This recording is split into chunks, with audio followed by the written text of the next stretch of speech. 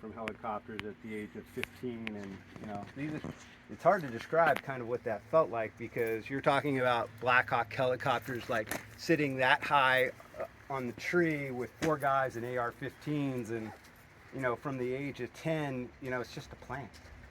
And so it kind of felt like maybe I'm not understanding. Are we that bad of people that I'm just not seeing it, or I'm not getting it? Because why else would this be happening? Why else would they send Green Sweep, Met, Comet, I know, Camp, a list of like 5 or 6 different agencies, but really in this part of the county, and I'm not taking anything away from any other part of the state, because they've all had their own experiences and their own journeys, but really how when people come here and I talk about southern Humboldt, which is really different than northern Humboldt, but it's really like the bullseye of a dartboard where this multi-billion-dollar industry was started. And it's really not just southern Humboldt, it's really the Emerald Triangle. And I'm talking right off the bat about enforcement, because it took so much from every one of us farmers that grew up here just to get to this point. And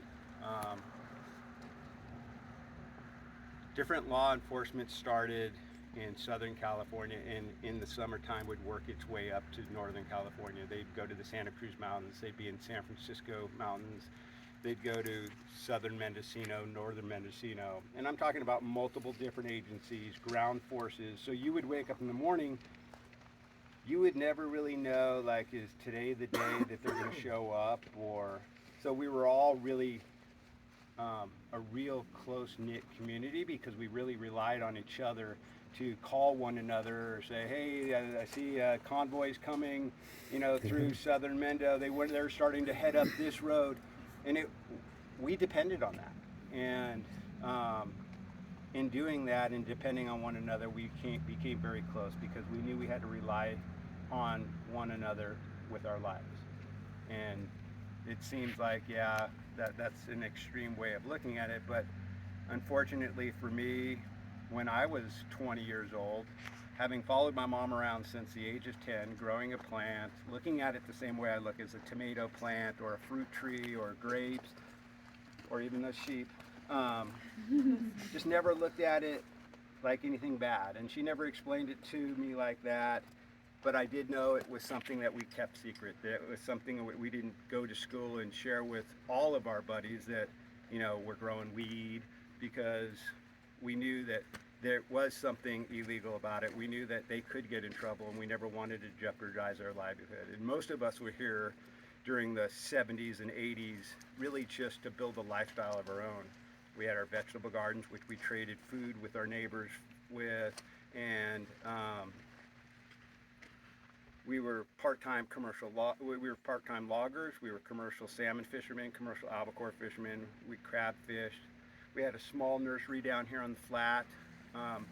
Together as a family, we would cut firewood in the wintertime, and our goal was like trying to get 2 cords of wood a day so we could haul it in our truck and sell it to a local merchant in town, where they paid us $100 a cord. So in conjunction, all those different things allowed us to survive in the country, because living in the country isn't cheap. There's roads to always maintain. The weather is really brutal on paint jobs. So just daily household expenses really required us to do multiple things, even though we lived a very simple lifestyle. And so as different agencies started to enforce more rules and more regulations on like logging, that kind of went away for a little while. So that little bit of income that we utilized to support us here kind of went away. And so we were like, oh God, we need every dollar just to get to the next year. So what can we do? So, well, we could add a little bit more cannabis, because at that time I think we were selling it for $800 or $900 a pound, maybe $1,000 a pound. So we did a little bit more cannabis. And then, commercial salmon fishing and crabbing took a little hit there for a while too. So we just added a little bit more cannabis. And before you knew it, cannabis became really a big part of our income. And when I say that, it was enough income just to get to the next year. So another thing that used to happen is every so often you would get unlucky, and they never, in my experiences, not many people got in trouble to the extent where they ended up going to jail, but they lost their crop. They lost their ability to really make it to the next year without help. And that was another way that we bonded so tightly together, was that when any one of our friends or families or neighbors would get in trouble or lose their crop, it was the rest of us, the rest of their family, that really came forward and helped them out to the next year. And that doesn't always mean just giving them a pile of money or whatever. Maybe it's them staying at my place for a while. Maybe it's us helping them with allowing them to come here and help us with the vegetable garden, or help us with our crop, or just supplying them with another opportunity to generate some kind of money.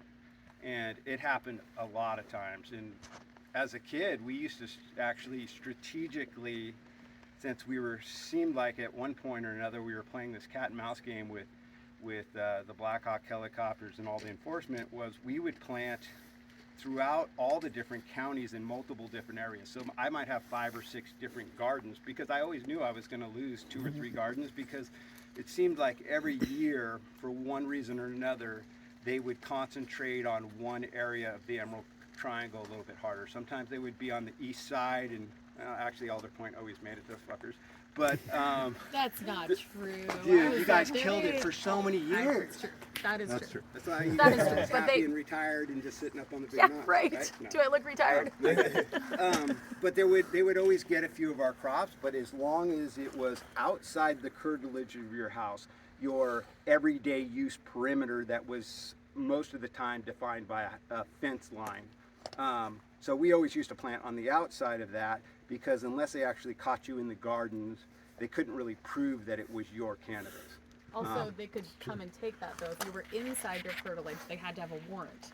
Oh, if yeah, it was exactly. Good point. outside of the curtilage, it was called an open field policy, and it meant that they could drop down and take it anytime they want. No warrant needed, no requirements of anything. They would just pop down and take it all. Yeah. And But you didn't go to jail. You didn't get in trouble because they could not prove it was yours. You couldn't get it back either. unless what happened to me and my best friend. Right. So at the age of 20, I mean, we were really into growing cannabis. We were experimenting around with our family strains.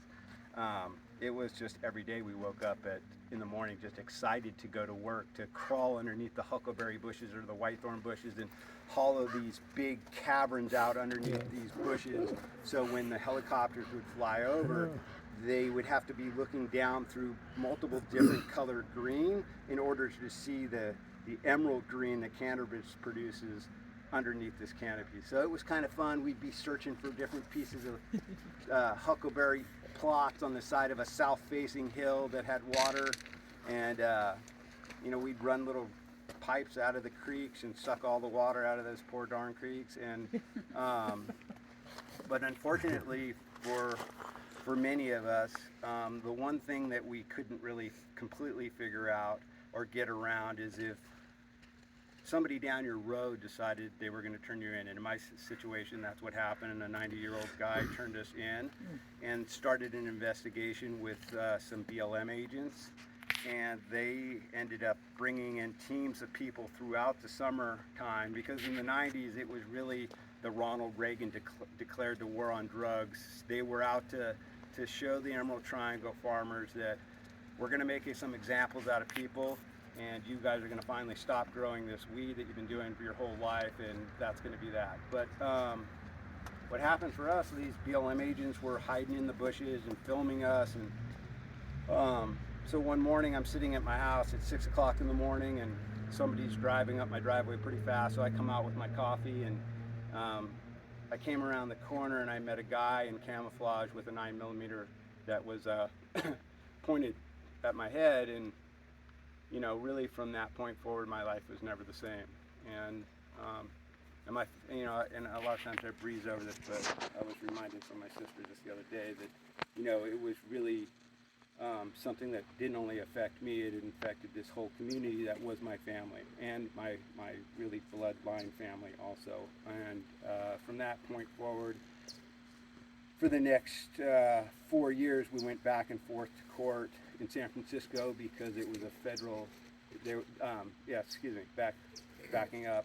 behind this guy with camo, there was 30 other federal agents, and they searched search warrant, searched my place for 8 hours, 7 or 8 hours that day, and then at the end of the day, they left. They gave me a little yellow speeding ticket and said, you know, thank you very much. We'll contact you if we want to. And you know, we all had in our minds what getting in trouble or getting busted would look like. And first of all, we never thought growing pot, getting busted in Humboldt County, you could ever go to jail for your first time offense. It was just like, I didn't know anybody that didn't grow pot. So it was just a common thing, and our rationale was if you get in trouble, then you decide from that point forward, you know, how I'm going to go on with my life. Am I going to be a landscaper, a commercial fisherman, or at least that's what we were saying at the time. But this ended up going federal for whatever reason, and for the next 4 years, you know, we went to court. We tried to explain to a judge, not that we were innocent, because they had us on film, and I was just really adamant that if we were able to share with the judge who we were as people, that that he would be able to see through these things that were called the mandatory minimums. And the mandatory minimum bracket that we were in was 10 years to life in prison for a first-time nonviolent offender. And because of the new way we had to grow, because the aerial surveillance and stuff that they would do, we were growing underneath these huckleberry bushes and these whitethorn bushes, and instead of growing out in the open like up here where we could grow a 5 or 10 pound plant, because of the scattered light, the plant stayed a little bit smaller. They didn't. We decided that we were going to grow 100 plants in a smaller area and still get just as much as we would as if we were growing them out in the open in the same square footage. So we were naive. We didn't know there was a difference between state and federal law. We didn't know that they went by a plant count. And so having 1,000 plants really in the media seemed like a big deal. Like, wow, these guys are kingpins. So it was easier for the prosecutor to share with the judge that at one point or another during the trial stood up and asked for a clarification what the bud part of the plant is. And that's when we knew we were in big trouble. What year was that? That was in, well, we went to court from 92 to 96. And so after you weren't growing during that time then? That would be like 4 years without growing, right? Well, to be completely transparent, after about a year of not growing and going to court, you know, so many times we heard about them going into pieces of property and taking stuff, and maybe they evaluated what they did and how they did it, and they thought maybe it wasn't going to be a case where they could prosecute and actually convict, so sometimes it kind of just went away for people. And so I had convinced myself after a year, a little bit more than a year, they hadn't charged me, and I was like, wow, shit, I guess I'm good to go. So I started growing again with some other friends of mine, and it was a year and a half after they initially came to my house that they came in with an arrest warrant, and then I started going to court. And at the end of that time going to court, which was really the worst part of the whole ordeal that I had to deal with, just the anxiety of going to court and really trying to, you know, convince a person that didn't know what the bud part of the plant was, who I was inside and what kind of person we were. Was really hard on not only me but my family and this community. But you know, this community on sentencing day rallied down there. There was over 100 people in the courthouse. They took in extra marshals because they didn't really know what to expect. And you know, the judge stood up in front of all of us and publicly said that he didn't want to give us or sentence us according to the mandatory minimums. He believed that giving us a year or 2 in jail would do the same exact thing, and he was bound by the law. He had to withhold his oath, and he sentenced us on the lower end of that and gave us 10 years in jail, which in federal prison you do 85% of your time. And I got a little bit of time off for a drug program that I took there, so I did 8 out of the 10 years and then had 5 years probation. So people ask, like, what are we doing here? Why are you doing it? What's at stake? Well, everything's at stake. Everything that we ever fought for, all of our values and you know, this plant someday we're going to find is going to cure people of some incredible ailments, and so it's worth the fight for most of us. And really comes down to, how do we convey that? How do we convince that to the consumer? And that's where you guys come into play. Like, we need you guys so much, and it sounds weird, but like, you're our direct connection to those consumers. And none of us are up here trying to make a ton of money. We just want to be able to live to the next year and be able to live amongst these trees and have the ocean there and the redwoods. I mean, it's a beautiful place, and life is short. And none of us really truly know if we'll be here tomorrow. So it's been a long journey, and now I'm permitted by the county and I'm permitted by the state, and feel like I finally get a little bit of validation for what we've been doing forever, from people like yourselves, and going to the Emerald Cup, and you know, people coming up and hugging me and appreciating us for what we stand for and what we do and what our values are. Because like I said on the stage when I was fortunate to get up there, you know, money doesn't bring people happiness, and sooner or later you learn that as you get older. And once you do, and once you realize that the people here are what are true value in life, then all of a sudden it opens up all these doors, and you feel good when you go home and you go to sleep at night. So sometimes doing things just for the right reason feels really great. We all have that ability to put a smile on somebody else's face. Thank you. Thank you, John. Yeah, man. so, It's like, and it's not just us. and you're one of our heroes. You really are.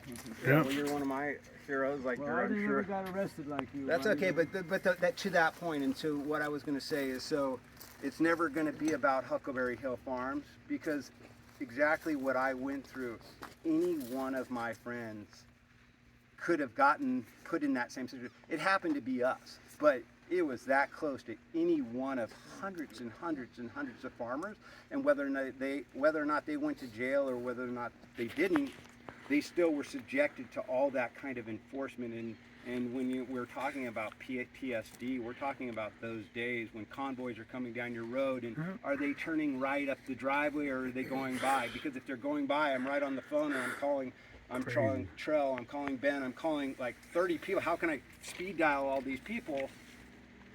Because we were always looking out for each other. And so, not being K-Mud about, would do that too. I was They would just have gonna an say. announcement. Yeah, K-Mud would do that too. we relied on K-Mud and all those different K-Mud's groups that our would local follow them radio around station. and make sure they were above 500 feet. And you know, my lawyer was originally, and I don't know how many of you knew him, but like, he is still to this day my hero, is Ron Sinaway.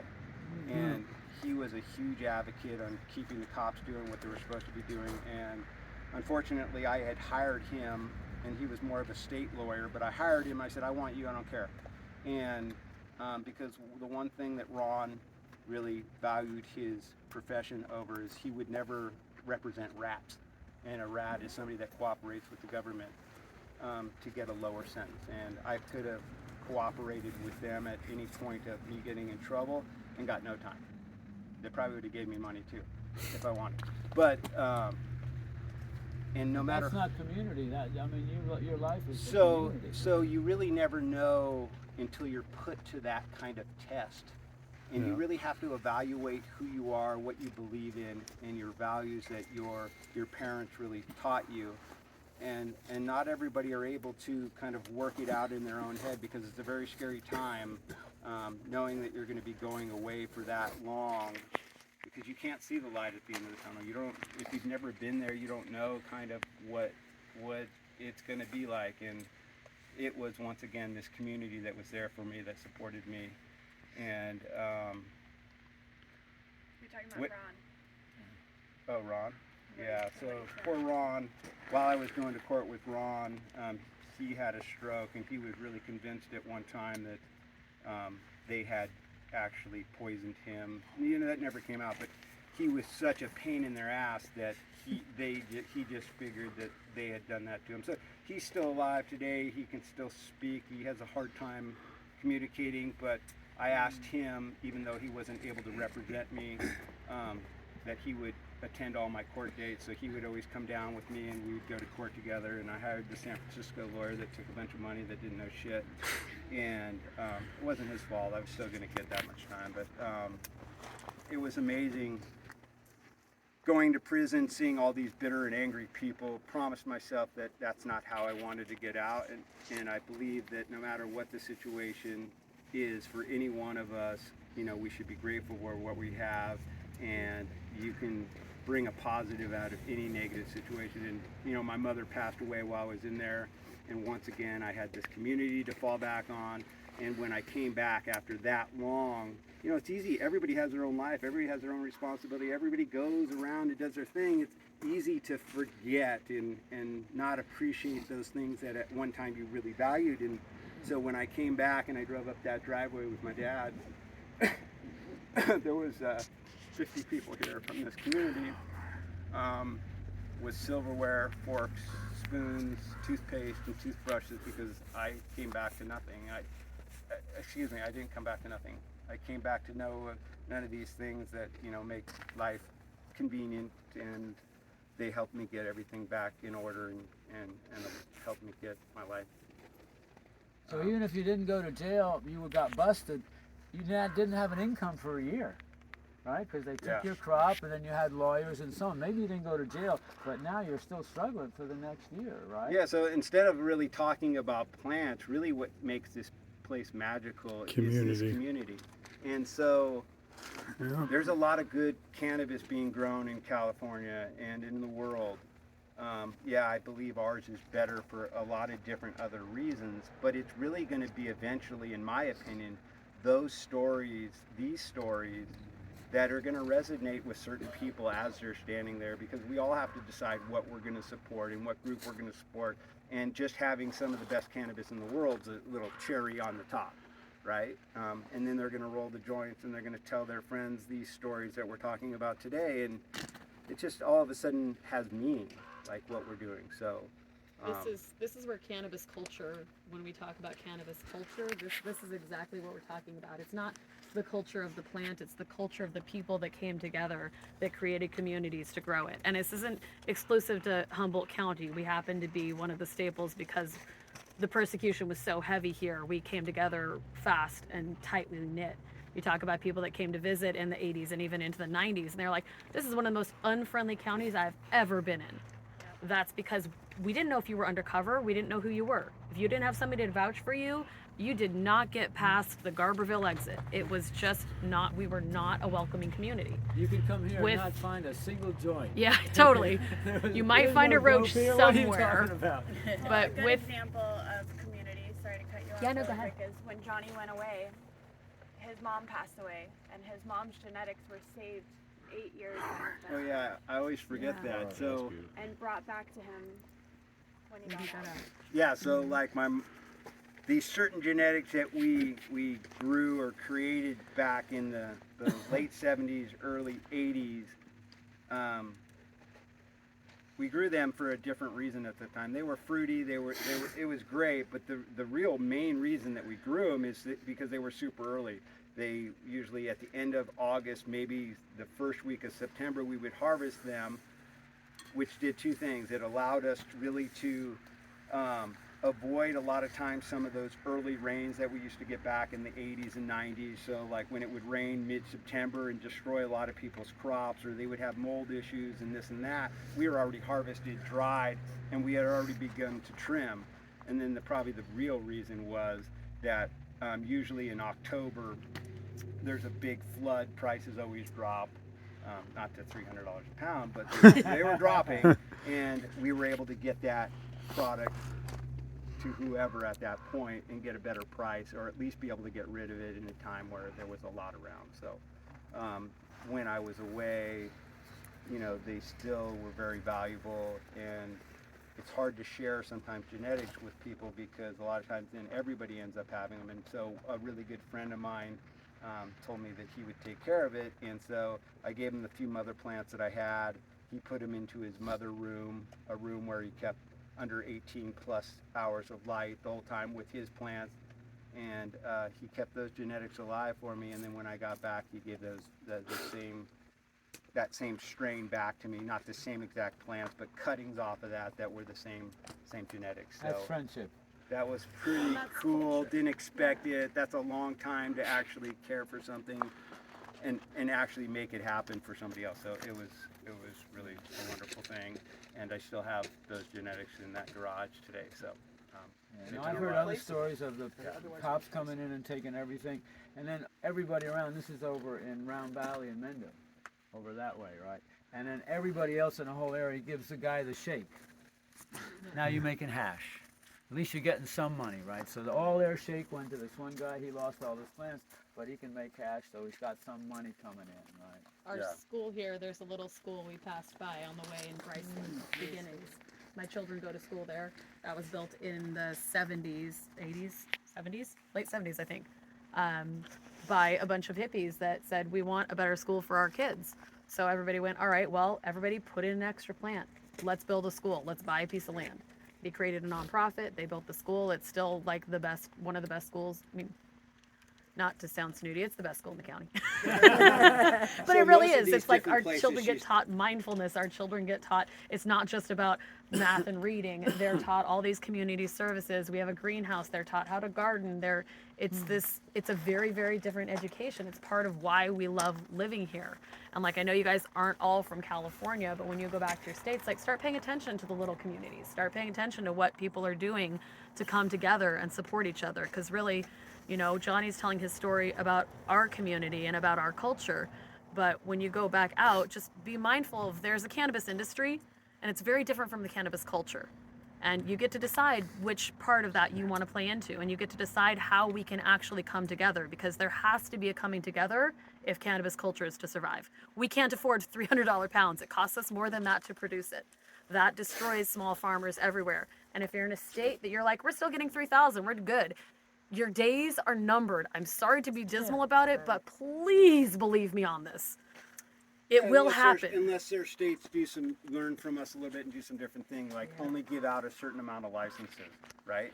If there's But even then, you have the problem of big corporations buying into those licenses, and the Yeah. little guys get squeezed out again. That's Also, what's so happening. just be really. I mean, New York just took a note off California. They're doing something very similar to what we've done, and it's a mess. It's really, really, really unfortunate. So when you go back to your state, look into your laws a little bit. It's tedious. It's the worst part. We all hate it the most, except for a few amazing people that are like, love crunching those books. But just at least be familiar with what your state is doing. Be familiar with how they're trying to regulate, what they're trying to push through.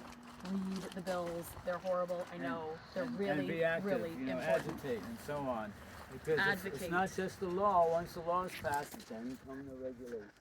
And then that's where they implementation make- and how you the gotta law is fight gonna the be. regulations in every possible way. So before you guys leave, come sign my petition to Please. eliminate the cultivation tax. Please, everybody sign the petition. Say that again.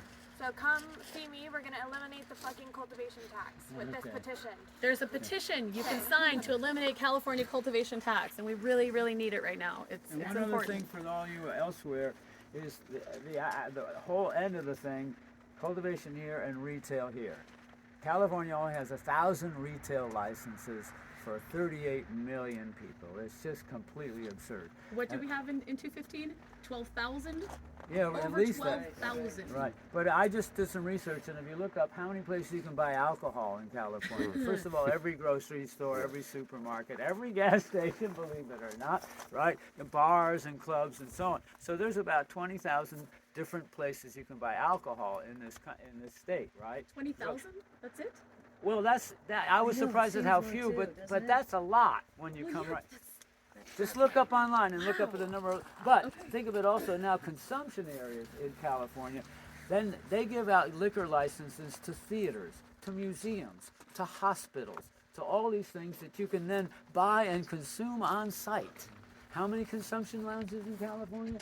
3 or 4? Yeah, right? right. So 4. that's the other end of the thing, folks. Don't ever forget that it's got to sell on the other end legally. You need retail outlets. And what happened in California is every county and every city was given the right to say yes or no. And 2/3 of them said, we don't want any cannabis in our county or in our state, in our city. And in spite of the fact that they voted in favor of the proposition. right? So in the end, every county and every city has the right to give out liquor licenses. So that's controlled on the local level, the retail outlets. So once again, go to the city council, go to your county supervisors, and shout and scream, and make sure you get retail outlets. Because we need them to sell. It's not your friend on the corner who's got 10 people he sells to, like in the old days, right? And that's what New York did too, is they allowed local authorization. Yeah, And- well, but and that's the 80 way liquor stores over are. No, 80% but all liquor of the stores are that states way said too. None of the big town cities wa- said no, but almost everywhere else you cannot do any commercial cannabis, which means if you're in New York City, apparently you can grow, but if you're outside of New York City, you can't. Oh God. That's So you can't grow on farmland, you're gonna have to grow inside in a warehouse, which is Yeah. inane. Carbon footprint and everything else, right. New York So, loves California. but we they wanna just be have just to like us. keep on educating the legislators. And the other thing about it is, at a certain point, you're dealing with fish and wildlife, you're dealing with food and agriculture, but there is a certain point where you can get a personal relationship with one of those people on the other end of the phone line. And every once in a while, one of those people decides to help you, right? And that's why one of the reasons that we are, because Nikki can sweet talk anybody on the phone to, and you'll get a bureaucrat or something like that. Somehow you strike up a relationship and they say, well, this person isn't so bad. Maybe I'll facilitate them a little bit. So you And can't. I think of them being so hard on us is because they don't understand. So when we can make that connection, when we have those interactions with them, we're really always attempting, all of us, to try to break through that stigma that they've been taught for so long. And when we find the one person like Ryan Mathis from Absolutely. Department of Fish and Wildlife, Hallelujah. came up to me, he showed me his own home grow. He was smoking weed, he was trying to give me some of his weed. He brought all the other agents over there and got some of our shirts. They want to do farm tours and really educate and No, I've see been how they working can with help. Sam- I've been working with him too. He right? told me he helped you. Yeah, He's no, he helped me. This one So- guy was giving us a really hard time, and all of a sudden, the next time I communicate him, the first says, well, he starts out in this little email, he says, well, I apologize.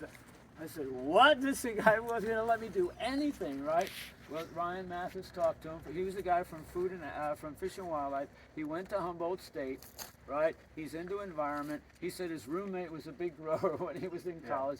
He happens to be the environmental guy in charge for the whole Fish and Wildlife, environmental cannabis, right? And I met him at the Emerald Cup. Yeah, they had a booth there, right?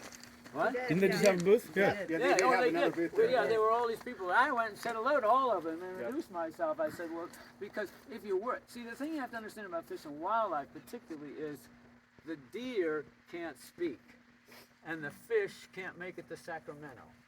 So the fish and wildlife take themselves as the spokespeople for the wildlife, the rivers, the creeks, and everything else. And once I understood that, then I realized that, okay, they come in with attitude. If you're doing something really bad, they come in without a warrant and with guns open, right? But if you're trying to work with them, right, then all of a sudden the whole occasion sits around. We've been working with wildlife conservation program and so on, all these different things with fish and wildlife. And all of a sudden it's a whole different kind of attitude.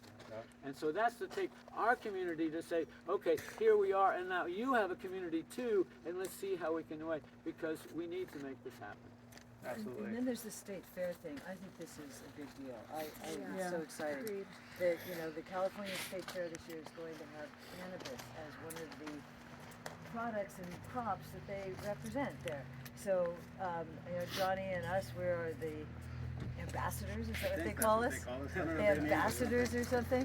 We're going to get Cadillacs with little flags on the Yeah, front. right. Beyond that, But what Nikki's Don saying, GA is going to do, they're going to allow Don GA, certified Don GAs, to do tastings on each of the winning entries, and our tasting notes are going to be included as part of the display at the state fair. Very cool. Yeah, We were absolutely. wondering Nice. because they weren't going to taste it or see it or something. We were worried. They're using lab tests Yeah. this year This to year. to decide the winner. I have been assured by both Brian and James that the plan is that is the beginning, but the plan is to transition to fully the other end, where it is exclusively, desirability based. Well, for those of you who didn't quite understand what that was, the contest for the state this year would be simply based on which plant has the most THC by measurement at a laboratory, which has the most CBD and then the various terpenes. I think there are 5 or Right. 6 terpenes for that. Mixed And there's an outdoor and indoor mixed light category for each one of those 5 different things. So it's strictly a numerical test, right? And we all objected to that, and we said, what's going on here? And they said, well, they were originally going to have a category of the best sativa, the best indica, the best hydra. And we said, no, you can't do that. Not anymore. Maybe 10 years ago, maybe 5, but not anymore, right? So they came around and said, okay, well, let's just do it strictly on the numbers. And we pointed out to them, well, you don't just judge the wine on the on the alcohol content, right? So they said, okay, first year we'll do it this way. And they supposedly have promised us, we have to hold them to it, that the next year it'll actually be a tasting contest, sort of like we do at the Emerald Cup or the various other things. Specifically Someone's gotta based smoke off our the stuff. systematic assessment Yeah. protocol, is what Yeah. I've been assured. Okay, Let's get all it in right. writing. Yes. Let's get it in writing. There you yeah, go. exactly. You see your legal